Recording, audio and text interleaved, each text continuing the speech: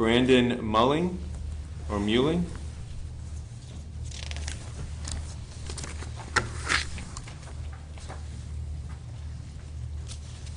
Your Honor, the state Good morning, Your Honor. has Good morning. filed a notice of pretrial detention in this case. Okay. And I do believe the officer and the victim are present. I don't know that they wish to be heard, but are present if Your Honor needs additional information. Understood. Okay. You can, if you don't mind just being on standby, and if there's some additional questions, I'll certainly be happy to call on anyone who needs to be heard. Your So Honor. Brandon Mulling, sorry, is it Mulling or Mulling? Mulling. Mulling, okay. All right, so you're here on 25 CF 370. You're here on a sexual battery allegation. Do you understand that, sir? Yes, sir. Can you afford to hire your own attorney? I would like a public defender. All right. Are you employed, sir? Yes, sir. And, full-time? Yes, sir. And roughly how much do you think you make per pay period? $2,000 bi-weekly. 2,000 bi-weekly? Yes, sir. And do you have any dependents? I do not. All right, and, all right, so what I'm gonna do is, I'm gonna provisionally appoint, but I need you to fill out the affidavit because I need to see your whole financial circumstance, and that's gonna be eventually reviewed by the court. Yes, ma'am. Your Honor, if I may recommend to the court, now that I've been appointed, since the alleged victim is here, the officer is here, this is a sensitive case, can we pass this till the end? Because there will be, I believe, some argument on the pretrial detention, Your Honor, and the alleged victim may wish to testify, and I don't plan on taking any testimony from the victim. it might, I don't know what the state's position will be, but based upon the arguments that I make, it may become relevant that the alleged victim would want to speak. And given the sensitive nature of this case, I would ask the court to pass it. I don't have a problem passing it, but again, at this point, and just so you know, Mr. Mulling, all I'm basing this on is I'm not, at this point, intending on hearing testimony. I'm basing it on the information that I have in the police report and the probable cause statement. That's what I'm bound by. There's a request for a pretrial detention motion under 907.041. This is a qualifying offense for that. I'll hear arguments eventually from both sides, and then we will go from there, okay? But I don't have a problem doing that. I know that you've been patient, but if there is some mechanism that the state would want some additional information, I want privacy for both the alleged victim and for Mr. Mulling. So And I don't have a problem. I may call her as well, Your Honor. You may call who? The alleged victim, Your Honor. I don't know if I would allow that, to be honest with you. Your Honor. Your Honor, this is not the actual hearing. We're filing a notice for pretrial detention, which just says that we have to do it within 3 days. Understood. That hearing can take place at a later date, but based on the statute and this being qualifying offense, the state believes that you can hold him on no bond. Yeah. Your Honor. With all due respect, I'll hear any arguments that you have. Let me just finish. I think it's a better suggestion. Let's finish the rest of the docket, and then we can go from there. Yes, Your Honor. All right, thank you. Sir, we'll recall your case here in a moment. The remaining case is Brandon Mulling.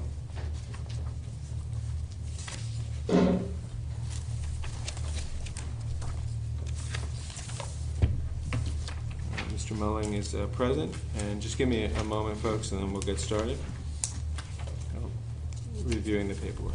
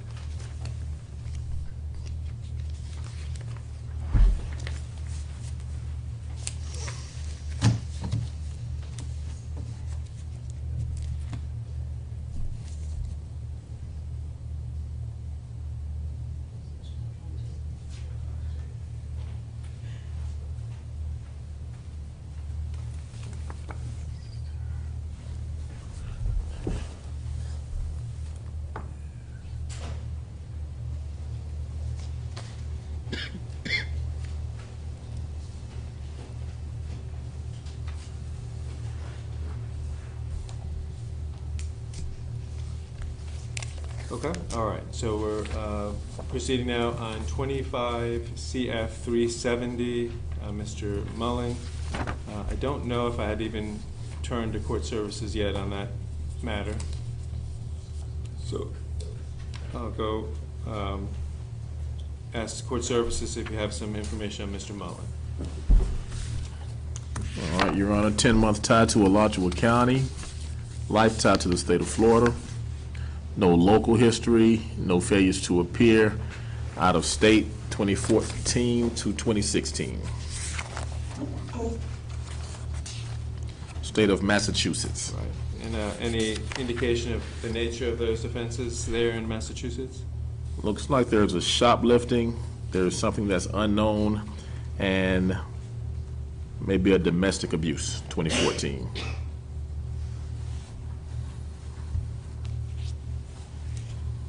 Okay, all right, State?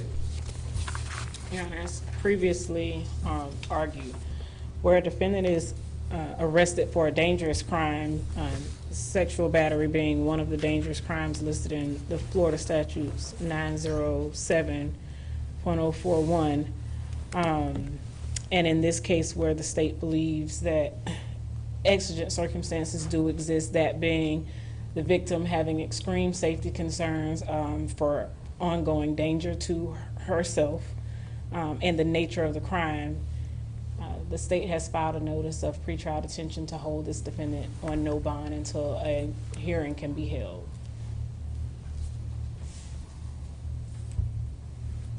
Okay, and defense? Yes, Your Honor. Yes, ma'am. Rachel O'Brien on behalf of Mr. Mulling. Your Honor, we would of course concede that Mr. Mulling is charged with sexual battery, which is a dangerous offense for which he may be detained. However, the rule of criminal procedure on point 3.132 contemplates that simply being charged with a dangerous crime is not enough in and of itself to produce exigency so that someone can be held at no bond prior to the state of Florida filing the motion for pretrial detention. So that in addition to it being a detainable offense, the state attorney also has the additional burden of proving beyond a reasonable doubt, which is the statute that is contemplated in the pretrial detention rule, Rule 3.132, that there is an exigent need for him to be detained until that motion is filed. And just to underline this point, the choice before the court is not to detain him or to release him. The choice before the court is to detain him or to admit him to conditions of pretrial release, which can include bond, which can include electronic monitoring, which can include other forms, GPS monitoring that would restrict his movement, ensure the safety of the community, Your Honor. So I don't think the court should be persuaded by the idea that if the court doesn't grant this detention today, that somehow he's going to be released. There are other conditions of pretrial detention that would restrict his movement and could protect the safety of the community, Your Honor. And it's not enough simply to be charged with a detainable offense for there to be exigency. That would render the additional requirement of exigent circumstances superfluous, and that reading should not be given to Rule 3.132. Your Honor, in that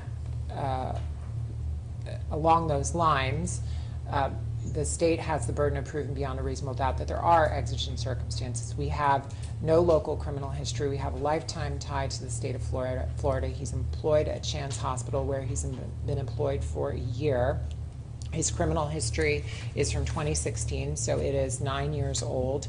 It includes no sexually violent offenses, and based upon what we heard from court services, it also includes no felony offenses. These are misdemeanor offenses with which he was charged over 10 years ago, or between 9 and over 10 years ago. We've also heard from the state attorney that the victim has safety concerns. I would remind the court that the state attorney's assertions are not evidence and cannot be received by the court as evidence because she is an attorney in this case and cannot become a witness in this case.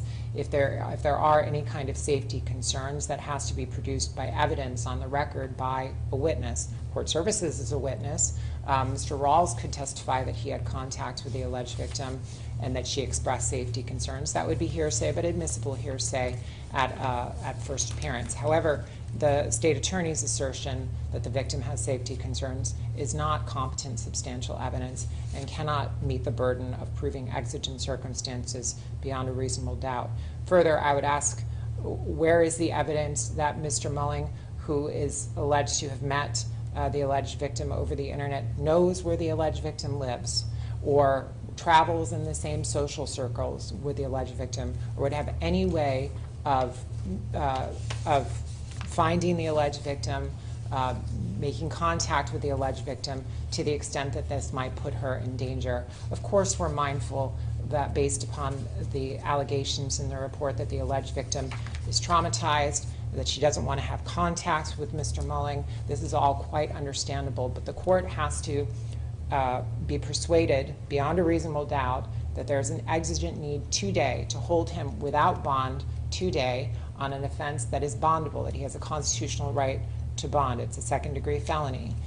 If the court is going to extinguish that constitutional right to bond, the state has to meet its heavy burden of proving exigency beyond a reasonable doubt that there's a danger to the community, that there's a flight risk, that there's a risk of evidence loss. And there's been no competent substantial evidence put forward this morning to meet any of those prongs of exigency. So we would ask the court to proceed to setting reasonable conditions of pretrial release that will protect the community and deny the state's motion to hold him without bond today. Of course, the state can file a motion for pretrial detention at any time, and that will be heard, and he could be detained if that heavy burden, again, is met by the state, that he meets the criteria for detention. Thank you, ma'am. Anything else from the state? Only, Your Honor, that, just to reiterate, it is not beyond a reasonable doubt that Your Honor has to rule. And as a matter of fact, Your Honor, on your own motion, when you determine that there is probable cause based on the affidavit, you could yourself, Your Honor, hold the defendant for pretrial detention. So it is not beyond a reasonable doubt. It's your burden is still probable cause, Your Honor. Your Honor, if I may respond, that is Very briefly. a misstatement of the law, Your Honor. Rule 3.132 contemplates that all burdens associated with pretrial detention have to be met beyond and to the exclusion of a reasonable doubt. It is in 3.132C, Your Honor, that any order of pretrial detention must be based on facts beyond a reasonable doubt. Further, the statutory subsection that the state attorney is referencing, 907-0415D, where the court on its own motion can detain even without motion by the state attorney, is unconstitutional, Your Honor. I can lay the grounds on for that. That is under litigation right now. But that is a recent amendment to the pretrial detention law that went into effect January 1st, Your Honor. It's a rule of procedure where the legislature is restricting the timing on when a motion for pretrial detention could be filed, and also enlisting the court, which is supposed to be a neutral arbiter, into the employment of the state attorney's office by filing its own motion. So there are several grounds for the unconstitutionality of the subsection that the state attorney is referencing, and we would assert its unconstitutionality and provide case law if the court would like. All right. Well, those cases are still under review currently. That Yes. There has been no finding by the appellate court or any other court that it's unconstitutional. Yes, Your Honor. But I understand the argument. Here's the bottom line: is I find that there's probable cause in the minimus, and the minimus addresses not only sufficiency to demonstrate that there's probable cause for the act itself and the nature of the act, but also the allegations contained within that minimus also demonstrate that there was violence associated with this, that there was forced activity that is alleged in this in terms of physical force, that this pertained to both an allegation of oral and vaginal penetration. And what I'm going to do, because I think it needs to be part of the record, is... Your Honor? Sir, you need Hold on not- 1 second, sir. I'm going to go off record for about 2 or 3 minutes, and I'm going to have court services. You can go speak to the victim, and you can tell me here in a moment what concerns that she has relayed. We'll go off record.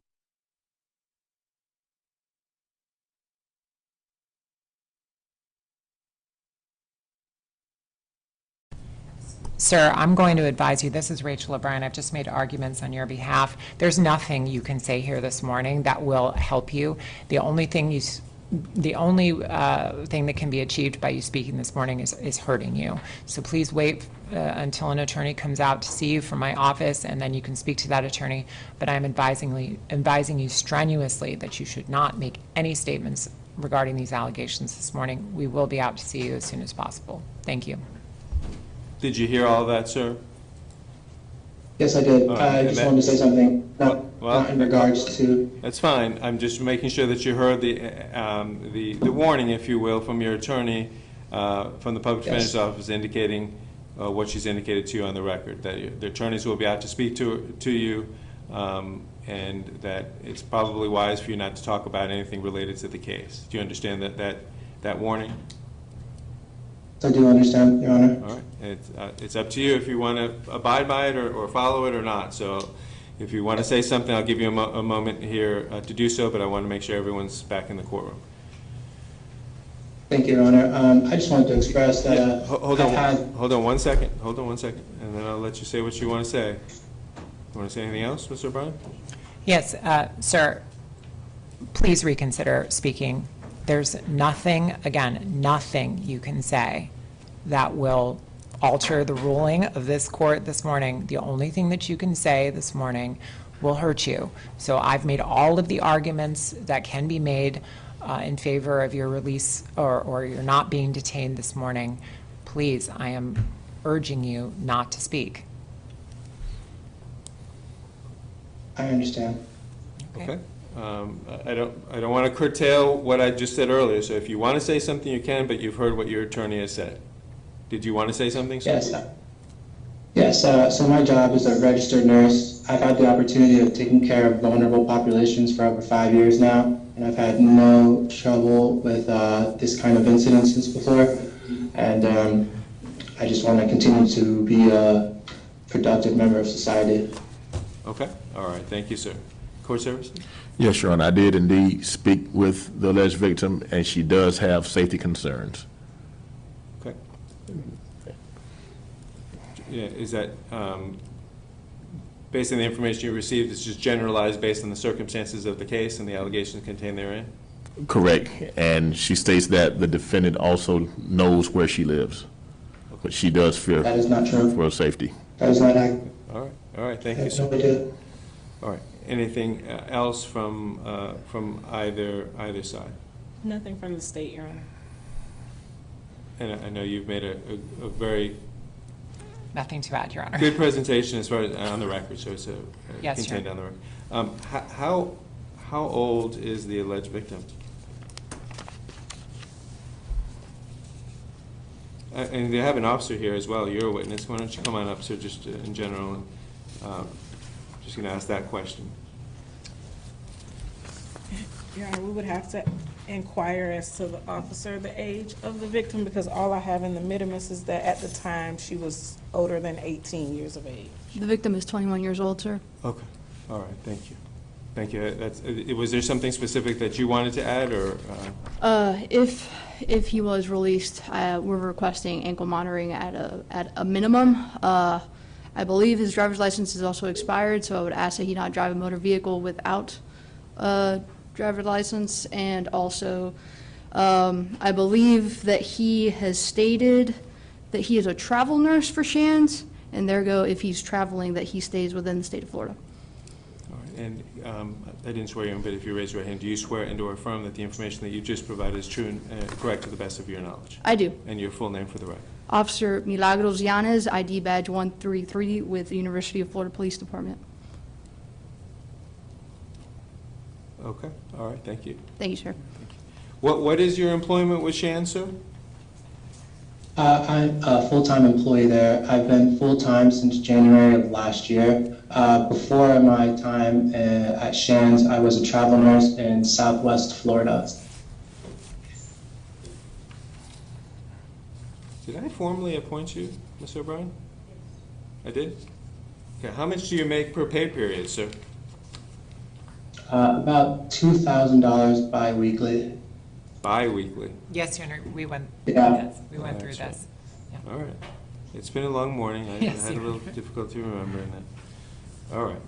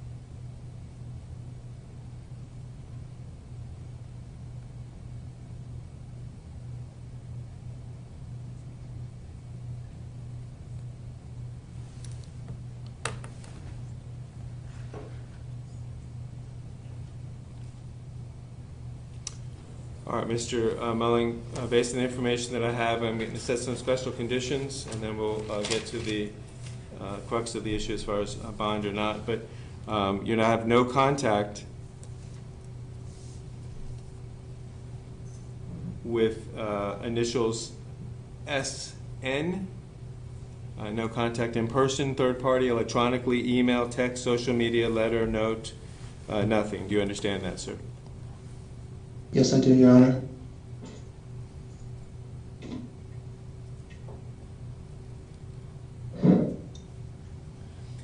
You're also to have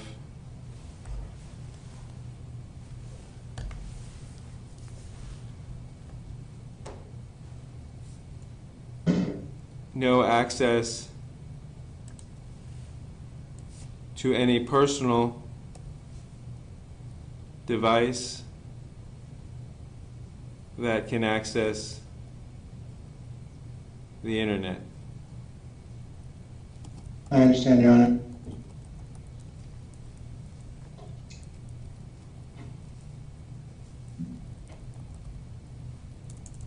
You're to possess no weapons or firearms. I understand, Your Honor.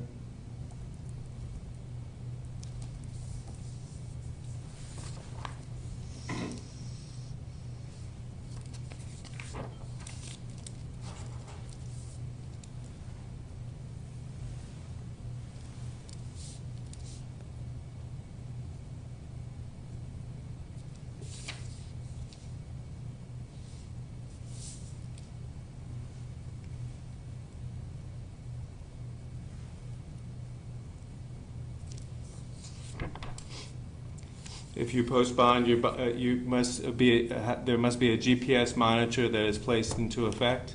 Your bond is set at $500,000. State file their motion for pretrial detention. That will be held within the requisite time period. That'll be the order of the court. Thank you, sir. Good And luck Your to Honor, you. I just need to make an additional statement on the record Yes, that ma'am. if he does post that bond and he is later taken into custody on pretrial, at that pretrial detention hearing, he would waive that amount that he posted at bond.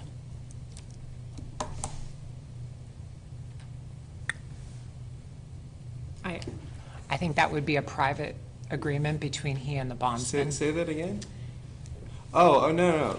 That's a provisional aspect of the pretrial detention requirements. And that's an issue. If that were to happen, that would be, he'd be susceptible to losing the funds that he's posted if he does post. I've just been instructed to place that on the record, Your Honor, that he knows that he would lose that amount of money that he posted. Okay, all right. Bottom line is, my expectation is that this will proceed to hearing before that occurrence, but we will see. All right, Right. thank you, folks. Do you ladies have any questions that you need to ask? No? Okay. And then also, there's a no contact provision. If I was clear, there's some dispute as far as the issue related to whether or not, in fact, he knows the location at issue, not at issue, but the location of the residence.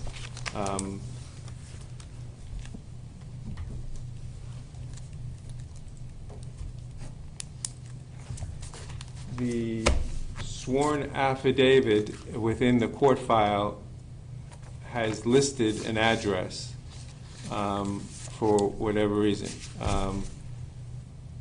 If there's a request, I will orally request that that address be stricken from the court file and sealed for purposes of restricting that address. The state would make that request on behalf of the Now, victim. I'm sorry to interrupt. It may be that he already knows that. He says he doesn't, but it may be that he does know it. But I'm not going to place it on the record any longer. So if you can provide an order to that effect, sealing for purposes of that address. And actually, the way that I've done it before, unless I hear some kind of objection, is that the state can resubmit a new minimus with that blocked out, and then an order sealing the original minimus that is in the court file, if that makes sense. So there'll just be a new minimus in the court file redacting the address, and there'll be an order sealing the original minimus for purposes of the address itself.